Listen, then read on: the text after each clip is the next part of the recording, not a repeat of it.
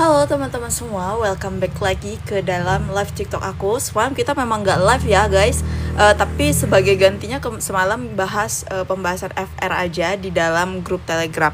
Oke, kali ini malam ini aku bakal kembali lagi kita bahas soal yang sering muncul waktu ujian P3K. Nah, malam ini ada 10 soal ya teman-teman. Ada untuk malam ini kita bahas soal GCS, kemudian diagnosis pada penyakit bayi balita ya, kemudian tentang etika kebidanan juga dan lain sebagainya ya. Pokoknya ikutin terus dan sebelum ke soalnya di tap dulu layarnya dan boleh di share link live TikTok aku ke sosmed kalian ataupun ke teman-teman kalian. Oke, sebelum mulai silahkan disiapin dulu kertas kecil-kecilnya untuk ngetahuin berapa benar dan salahnya. Oke teman-teman, guys, jadi silahkan dibaca dulu untuk soal nomor 1. Nah, ini terkait GCS. GCS tuh sering banget keluar ya. Jadi jadi kalau di kisi-kisi itu dia ada kesehatan umum sama kebidanan ya. Kalau merujuk dari kisi-kisi tahun 2024 yang mana pada P3K tahap pertama. Nah, kalau untuk kesehatan umumnya itu biasa berkaitan sama GCS, kemudian berkaitan sama oksigen, saturasi ya teman-teman, kemudian terkait pemasangan NGT, OGT dan lain sebagainya. Nah, ini kita bahas terkait GCS dan satu lagi cuci tangan itu juga ada ya. Oke, soal nomor 1 kita baca dulu. Ke bagian sebelah kanan terpotong soalnya agak geser dikit ke kiri. Oke, aku geser dikit ya teman-teman. Ini terlihat jelas semua ya. Secara keseluruhan soalnya terlihat jelas ya. Teonya sudah saya beli tapi sudah selesai semua Kak. Silakan diulangi lagi ya materi-materinya, dibaca-baca lagi. Kemudian pelajaran FR ya dari teman-teman yang udah ujian itu coba dibaca-baca lagi guys. Nah, untuk soal nomor 1 GCS-nya berapa nih? Jadi untuk GCS sendiri, tabel GCS itu udah pernah aku share di grup Telegram. Mungkin nanti abis live aku coba share yang lebih lengkap lagi ya, yaitu mulai dari klasifikasi jenisnya apa aja, kemudian tindakan-tindakannya untuk setiap GCS itu bagaimana ya teman-teman. Nanti itu aku abis live aku share ulang terkait materi GCS yang lebih lengkap. Oke, seorang ibu postpartum mengalami perdarahan hebat dan penurunan kesadaran saat dilakukan pemeriksaan GCS. Ibu membuka mata saat dipanggil. Sorry, ini aku ada typo. Saat dipanggil ya. Jadi ibunya itu membuka mata saat dipanggil. Berarti ada respon nih matanya. Kemudian memberi respon verbal tidak sesuai, yaitu bicara tidak nyambung dan menarik tangan saat dicubit. Nah, berapa total GCS ibu tersebut? Oke, GCS itu adalah glow coma scale ya teman-teman ya, untuk menilai kesadaran seseorang. Nah, biasanya GCS ini lebih banyak di pelajaran keperawatan atau kedokteran. Cuman kebidanan waktu aku kuliah itu nggak ada ya di pelajaran GCS, dan aku belajar GCS itu ya di tempat kerja teman-teman ya, terutama di IGD itu harus tahu banget terkait GCS ya, karena untuk menilai kondisi pasien. Oke, jadi di sini ya berapa total GCS-nya? Ada yang jawab C, ada yang B, ada yang A juga nih. No, soal nomor 1 udah membingungkan ya. Biasanya kan soal nomor 1 gampang-gampang. Oke, GCS yang dinilai GCS itu ada 3, yaitu E, V, dan M ya. E itu adalah eye, yaitu respon mata. Kemudian ada verbal, respon verbalnya ya teman-teman. Kemudian ada M, motorik ya. Verbal itu pendengarannya seperti itu. Motorik, kemudian kalau motor itu berkaitan sama tonus ototnya. Oke, jadi berapakah total GCS? Di sini kita lihat untuk respon mata, ibu membuka mata saat dipanggil. Nah, itu nilai nilai respon matanya berapa teman-teman? Membuka mata saat dipanggil. Nah, itu respon matanya berapa nilainya? Iya, benar banget Kak Cici ya, yaitu 3 teman-teman. Jadi kalau paling tinggi respon I itu adalah 4, yang mana dia membuka mata secara spontan ya. Sedangkan di sini ibunya baru membuka mata saat dipanggil. Artinya nilai respon si matanya itu adalah 3. Oke, kita lanjut lagi ke verbal. Aku di sini nggak bakal jabarin poin-poinnya 1, 2, 3, 4 itu apa aja. Aku nggak jabarin karena udah pernah dijelasin juga di dalam grup. Dan kalian bisa baca materinya di dalam grup Telegram ya. Oke, kemudian ada verbal ya. Verbal itu berkaitan dengan memberi respon verbal tidak sesuai, yaitu bicaranya tidak nyambung. Nah, ini omongannya itu nggak nyambung teman-teman. Berapa nih? Omongan tidak nyambung. 2, 3, atau 4. Bicara tidak nyambung ya, itu sama beda ya sama meracau ya teman-teman ya. Bicara tidak nyambung tuh biasanya dia kesulitan untuk merangkai kata-kata. Oke, jadi kalau bicaranya tidak nyambung itu nilainya 2. Nah, kemudian kita lari lagi ke motorik atau tonus ototnya ya teman-teman ya. Motoriknya yaitu memberi, Nah, ini menarik tangan saat dicubit. Menarik tangan saat dicubit ya, artinya sama juga dengan menjauhi ya saat diberi rangsangan nyeri atau dicubit. Nah, itu berapakah nilai motoriknya? Untuk motorik itu paling tertinggi adalah 6 ya. Nah, menarik tangan saat dicubit ya, itu nilai motoriknya adalah 5 guys. Nah, jadi ini tinggal dijumlahin aja, 3 tambah 2, 5, kemudian ditambahin lagi dengan motoriknya. Berarti nilai GCS-nya adalah 10 ya, jawabannya adalah yang B. Oke, jadi untuk buat teman-teman yang masih bingung terkait GCS, nanti di grup kita coba ulangin lagi ya, aku share ulang materi terkait GCS yang lebih lengkapnya ya. Oke, lanjut lagi ke soal nomor 2. Karena waktunya kalau di sini terlalu panjang nantinya. Oke, soal nomor 2 silahkan dibaca. Ini soal terkait GCS lagi ya. Soal GCS itu sering banget keluar di P3K. Aku harap semoga nggak ada soal GCS di ujian kalian ya guys ya. Karena banyak banget yang mau dihafalin. Oke. Seorang ibu hamil 32 minggu dirujuk ke IGD dengan kejang dan penurunan kesadaran. Setelah kejang berhenti, pemeriksaan GCS menunjukkan mata tidak membuka sama sekali, tidak ada respon verbal, dan hanya ekstensi terhadap nyeri. Apa tingkat keparahan GCS dan tindakan awalnya? Untuk soal GCS nanti dibahas ulang lagi di dalam grup Telegram ya. Begitu juga dengan materi GCS-nya. Kita move on lagi ke soal nomor 2 nih. Berapa skor GCS-nya? Ada yang C ya, yaitu GCS 4. GCS 4 kategori apa? Semikoma atau supor?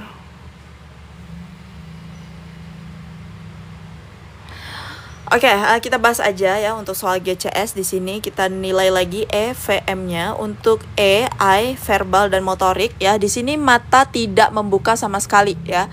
Jadi udah dipanggil, kemudian tidak merespon matanya, kemudian apa lagi ya, diberikan rangsangan nyeri juga tidak merespon ya, tidak membuka mata sama sekali. Oke, jadi karena respon matanya tidak membuka sama sekali, maka nilai respon mata adalah 1 ya. Jadi untuk GCS nilai paling terendahnya adalah 1. Nah, kemudian kita move on ke verbal ya, yaitu tidak ada respon verbal. Nah, tidak ada respon verbal itu berapa teman-teman? Jadi kalau nggak ada respon itu nilainya 1. Nah, kemudian kita move on ke motorik, yaitu terjadi ekstensi terhadap rangsangan nyeri. Adanya ekstensi terhadap nyeri ya. Ekstensi itu menekuk ya tangannya ya, artinya kan dia ada respon nih terkait rangsangan nyeri, yaitu nilainya benar sekali 2 ya. Nah, jadi kita totalin aja di sini, berarti nilai GCS-nya adalah 4. Nah, kalau GCS 4 itu tindakan lanjutannya adalah pasang jalan nafas dan persiapan masuk ke ruang ICU teman-teman ya. Jadi untuk soal nomor 2 jawabannya adalah yang C. Terima kasih Kak, kemarin saya tes tahap 1 lulus dan dapat nilai di nomor urut pertama. Keren Kak Maria ya, kongres terus buat Kak Maria dan sukses selalu. Dan semoga teman-teman yang akan menghadapi ujian diberikan kemudahan juga. Dan semoga soal GCS ini nggak keluar ya teman-teman ya. Cukup kita aja yang pelajarin di sini ataupun saat di lapangan ya. Karena kan di lapangan kita bisa nyontek, kalau di ujian kita nggak bisa nyontek. Oke, untuk soal nomor 2 ya jawabannya adalah yang C. Lanjut lagi ke soal nomor 3. Kak, kalau beli buku Ukom profesi ada grupnya nggak nanti? Rencana bakal ada tetap grup Telegramnya juga ya Kak Pravita, cuman belum selesai untuk buku Ukomnya. Oke, lanjut lagi ke soal nomor 3. Nah, ini dia soal nomor 3, silahkan dibaca. Ini terkait hand wash ya, karena hand wash itu masuk ke kesehatan umum dan sering juga keluar. Jadi kesehatan umum selain GCS, kemudian saturasi ataupun oksigen, mencuci tangan, PHBS, germas ya, itu ada ya teman-teman. Jadi dipelajari lagi. Untuk materi-materi itu udah pernah di-share juga di dalam grup Telegram. Jadi materinya itu banyak banget di dalam grup Telegram. Silahkan dilihat-lihat lagi ya dan dibaca. Oke, soal nomor 3, buat teman-teman yang ketinggalan nanti aku up ulang ke YouTube aku ya.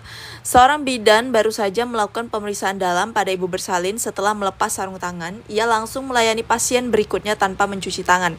Apa potensi resiko utama dari tindakan tersebut? Aduh, sorry guys ya kalau bunyi motor berisik. Karena rumah aku benar-benar samping di dekat jalan raya ini. Jawaban terbanyak adalah yang C. Itu meningkatkan resiko infeksi silang antar pasien. Nah, jadi ya walaupun pakai handscoon ya, setidaknya kalau ingin melayani ke pasien yang lain itu setelah buka handscoon tetap cuci tangan lagi ya teman-teman ya. Karena kan ada tuh ya namanya 5 momen cuci tangan ya teman-teman ya. 2 sebelum dan 3 sesudah. Oke, nah jadi kalau di sini kasusnya bidannya itu tidak mencuci tangan tetapi langsung melayani pasien berikutnya tanpa mencuci tangan. Oke, di sini bisa meningkatkan infeksi nosokomial ya teman-teman ya, yaitu meningkatkan resiko infeksi silang antar pasien. Jadi untuk soal nomor 3 ya jelas banget jawabannya adalah yang C. Harus cuci tangan ya guys ya. Kalau hand rub juga boleh. Kalau untuk cuci tangan itu maksimal berapa lama ini durasinya? Kalau untuk cuci tangan dengan air dan sabun itu berapa lama durasinya? Cuci tangan tetap masih 6 langkah ya. Atau udah berubah nih? Setahu aku masih 6 langkah ya untuk cuci tangan sendiri. Ya benar banget, kalau untuk cuci tangan dengan air dan sabun itu durasinya 40-60 detik ya. Kalau dengan hand rub berapa? Kalau ini untuk dengan air dan sabun teman-teman. Air dan sabun. Kalau dengan hand rub atau alkohol itu berapa lama? Ya 20-30 detik ya. Ini untuk hand rub atau alkohol ya teman-teman ya. Oke, jadi jelas banget di sini untuk soal nomor 3 jawabannya adalah yang C. Jadi dia hafalin lagi durasi berapa lama pencucian cuci tangan hand wash ya, kemudian langkah-langkah hand wash itu ada berapa langkah itu dibaca-baca lagi. Karena beberapa ada yang dapat soal, memang nggak semua tapi beberapa ada.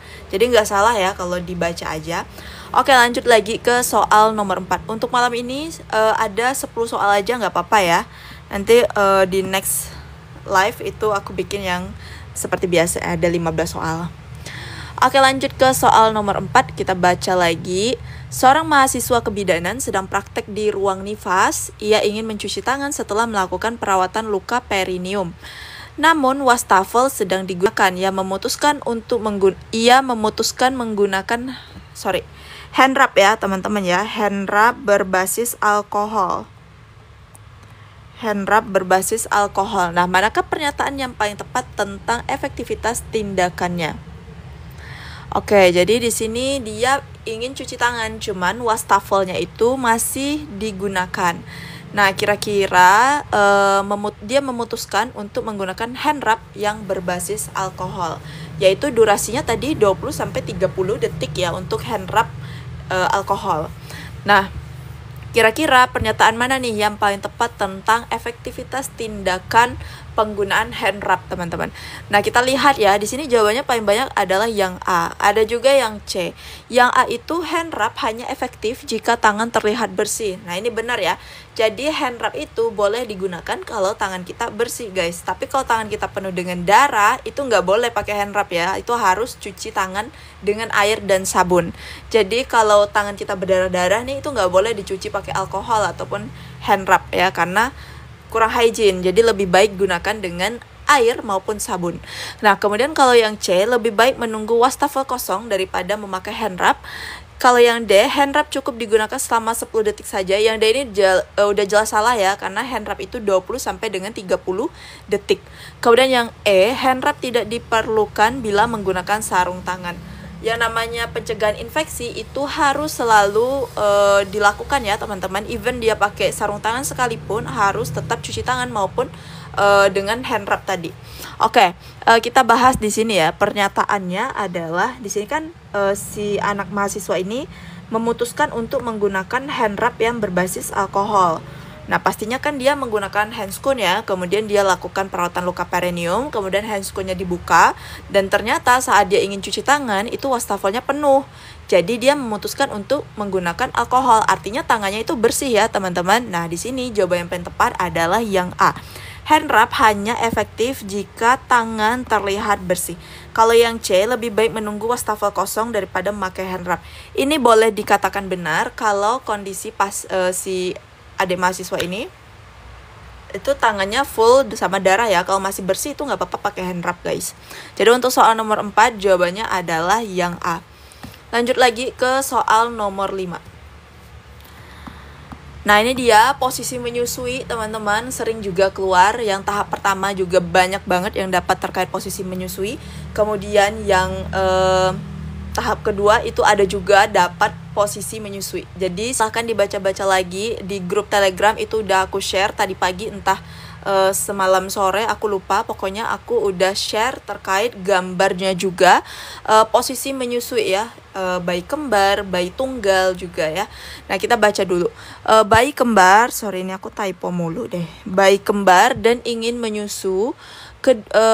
bayi kembar dan ingin menyusui kedua bayinya secara bersamaan. Bidan memberikan edukasi tentang posisi menyusui yang efektif untuk kondisi ini. Posisi manakah yang paling sesuai untuk menyusui kedua bayi secara simultan dan tetap memperhatikan kenyamanan ibu? Oke, jadi ada cradle hold, kemudian double football hold, kemudian cross cradle, side laying, laid back breastfeeding ya teman-teman ya. Nah, ini gimana nih jawabannya yang paling tepat? Ada yang cross cradle, ada yang double football hold. Kira-kira yang mana yang benar ya?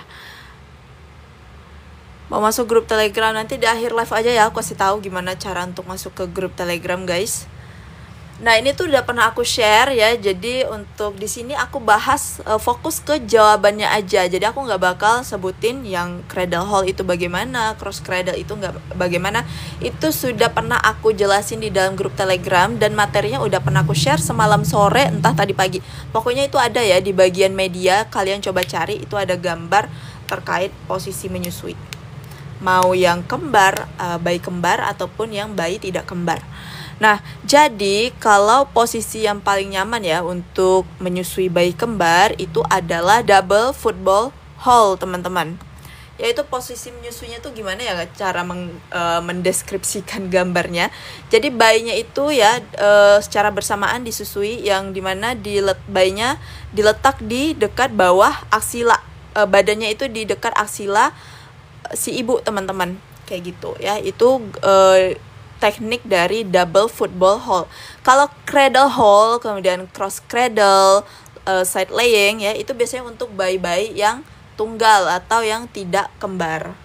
Kayak gitu teman-teman. Kalau cradle hold itu untuk satu bayi ya yang nggak kembar, kemudian cross cradle juga. Tapi kalau double football hold itu bayi kembar ya. Untuk satu bayi juga bisa football hold, cuman kan di sini di opsinya itu ada kalimat tertulis double football hold, artinya untuk bayi kembar. Jadi untuk soal nomor 5 ya jawabannya adalah yang B. Seperti memegang bola ya, bener banget Kak Cici ya. Jadi double football hold itu memegang bayinya seperti memegang bola. Oke, jadi untuk soal nomor 5 jawabannya adalah yang B. Next, lanjut lagi ke soal nomor 6.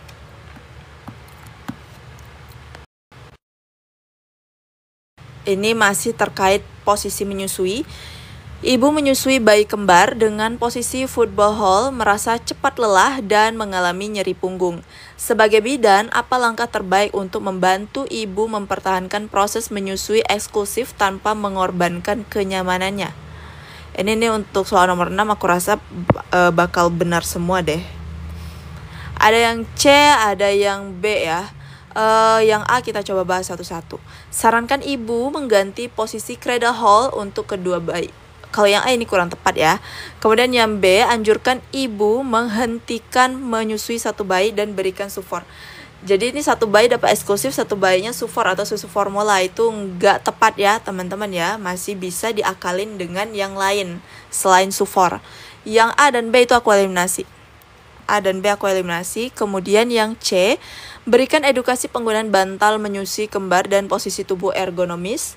Yang D, ibu menyusui sambil berbaring agar lebih fleksibel. Kemudian kalau yang E, anjurkan ibu menyusui bergantian agar lebih fleksibel. Oke, di sini kita fokuskan dengan pertanyaannya, yaitu dia sedang dalam posisi football hall.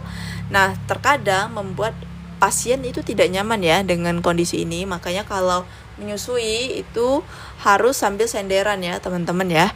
Nah, di sini ya jawaban yang paling tepat adalah yang C. Berikan edukasi penggunaan bantal menyusui ya supaya nggak terlalu capek juga, dan posisi tubuhnya ergonomis, yaitu tadi yang nempel, yang ada sandarannya teman-teman, yang ada sandaran dinding ya, seperti itu biar nggak capek punggungnya. Jadi untuk soal nomor 6 jawabannya adalah yang C. Next lagi ke soal nomor 7. Ya, untuk soal nomor 6 C ya. Kita lanjut lagi ke soal nomor 7. Nah, ini tentang informed consent, teman-teman ya. Informed consent tuh sering banget keluar waktu ujian. Jadi yang sering keluar salah satunya informed consent, kemudian informed choice ya, seperti itu. Nah, ini malam ini kita bahas lagi informed consent. Kita baca dulu.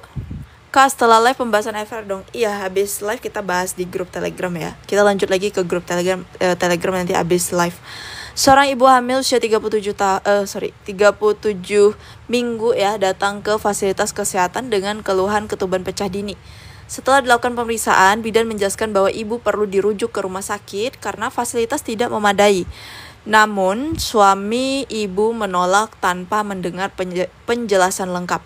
Apa langkah paling tepat yang harus dilakukan bidan dalam situasi ini? Oke, jadi di sini kata kuncinya pasien datang ya dengan usia 37 minggu dengan diagnosanya KPD atau ketuban pecah dini. Nah, harusnya KPD ditambah lagi di sini fasilitas yang tidak memadai ya teman-teman, tidak ada dokter obgyn, maka diperlukan rujukan segera. Nah, tetapi suaminya menolak ya, suami pasien menolak karena sebelum menolak dia belum mendengar penjelasan lebih lengkap. Nah, jadi untuk ini ya langkah paling tepat itu apa? Jawaban terbaik adalah yang C, memberikan edukasi ulang atau penjelasan ulang ya kepada ibu dan suami hingga mereka mengerti manfaat dan resiko. Jadi kalau ketuban pecah dini itu kalau nggak segera dirujuk atau menolak rujuk itu beresiko ke bayinya ya teman-teman ya. Beresiko juga ke ibunya. Kalau untuk ke ibunya bisa terjadi emboli ketuban, yang mana cairan ketuban tersebut masuk ke dalam pembuluh darah ya, yang bisa menyebabkan ibu kejang, kemudian meninggal ya untuk resiko terburuknya. Kemudian kalau untuk ke bayi, bisa bayinya meninggal juga teman-teman ya, karena keracunan air ketuban. Seperti itu, apalagi kalau ketubannya sudah bercampur dengan mekonium. Nah, makanya kalau misalnya pasien atau suami pasien itu menolak, maka kita edukasi ulang ya, dan tetap diberitahukan tujuan kita ngerujuk itu apa, kemudian resiko kalau tidak dirujuk itu apa ya. Nah, jadi itu manfaat dari salah satunya informed consent. Jadi untuk soal nomor 7 jawabannya adalah yang C. Kalau misalnya pasiennya udah diedukasi tapi nggak mau juga pergi rujuk, ya udah tanda tangan penolakan rujukan ya, yang mana artinya kalau misalnya terjadi apa-apa itu tidak bisa lagi menuntut pihak tim medis teman-teman, karena kan emang setuju untuk menolak ya. Oke, jadi untuk soal nomor 7 ya jawabannya adalah yang C. Ya sudah, lanjut lagi ke soal nomor 8.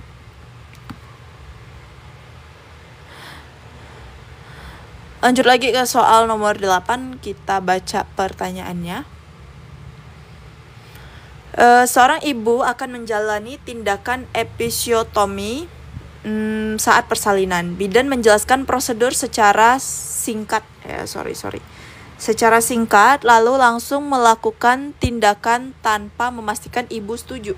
Setelahnya, ibu mengeluh tidak diberi pilihan. Apa pelanggaran etika utama yang dilakukan bidan? Nah, ini soal terkait etika kebidanan ya, teman-teman, ataupun kode etik. Nah, di sini apa yang dilanggar etikanya sama bidan ke pasien, teman-teman? Yang dilanggar etikanya apa nih? Kata kuncinya yaitu bidan menjalankan episiotomi tanpa memastikan ibu setuju atau tidak untuk dilakukan episiotomi. Nah, di sini bidan melanggar etika, yaitu etika autonomi ya, teman-teman ya, yaitu mengabaikan prinsip otonomi. Ya, Yang mana prinsip otonomi itu kan adalah haknya pasien untuk menentukan tindakan yang akan diberikan, tindakan medis yang akan diberikan kepada dirinya. Nah, jadi ini etika yang dilanggar oleh bidan ke pasiennya itu adalah prinsip otonomi, teman-teman. Dan untuk beneficiency, kemudian maleficence ya, kemudian autonomy dan lain sebagainya, justice dan lain sebagainya, itu udah pernah aku share di dalam grup Telegram materinya. Silakan dibaca-baca lagi ya, teman-teman. Untuk materinya sendiri itu ada di bagian file atau berkas. Oke, next, lanjut lagi untuk ke soal nomor 9. Dan aku tekankan lagi ya untuk soal nomor 8 ini terkait prinsip-prinsip etika. Itu ada waktu ujian, jadi silahkan dibaca-baca lagi terkait etika ini. Oke, lanjut ke soal nomor 9. Soal ini keluar 3 soal di ujian P3K tahap 3. Aku baru ujian kemarin tanggal 1. Oh iya Kak Arni, kan bener kan aku bilang soal prinsip etika itu sering banget keluar. Ada otonomi ya, dan lain sebagainya tadi aku sebut. Oke, untuk soal nomor 9, nah ini terkait diagnosa pada penyakit bayi balita. Ini juga sering keluar waktu ujian P3K ya, coba kita bahas dulu untuk soal nomor 9. Seorang bayi usia 6 minggu dibawa ke kosan karena mengalami ke kosan. Kok ke kosan sih? Ke posyandu, guys. Ke posyandu ya, karena mengalami kejang demam serta disertai ubun-ubun tampak menonjol dan bayi tampak lemas.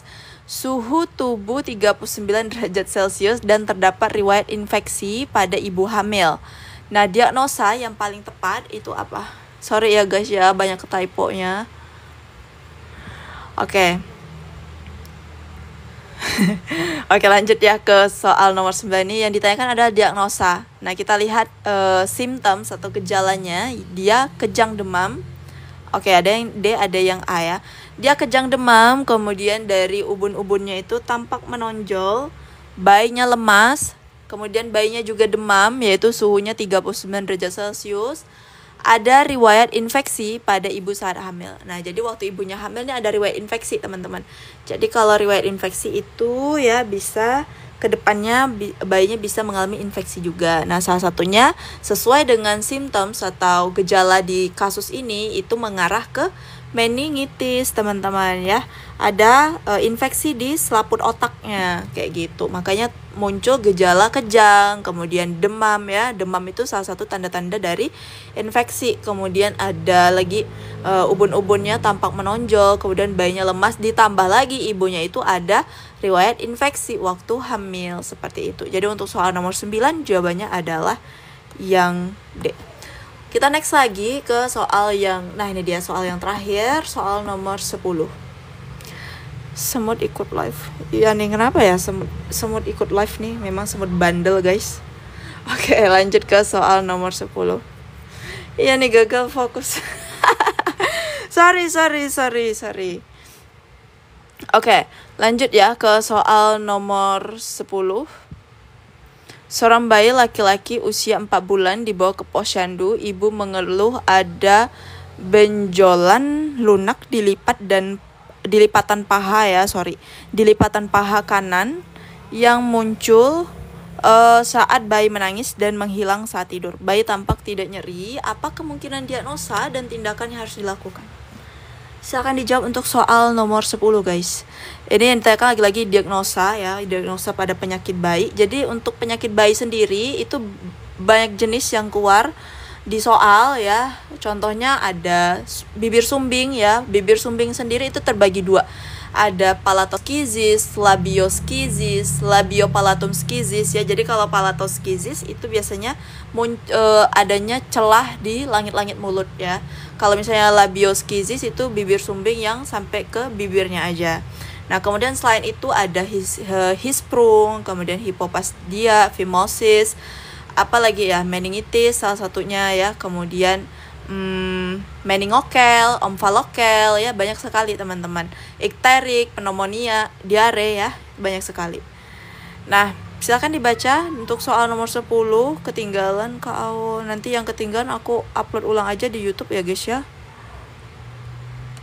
Oke, lanjut lagi. Ini ada yang jawab C, ada yang jawab A, ada yang jawab D.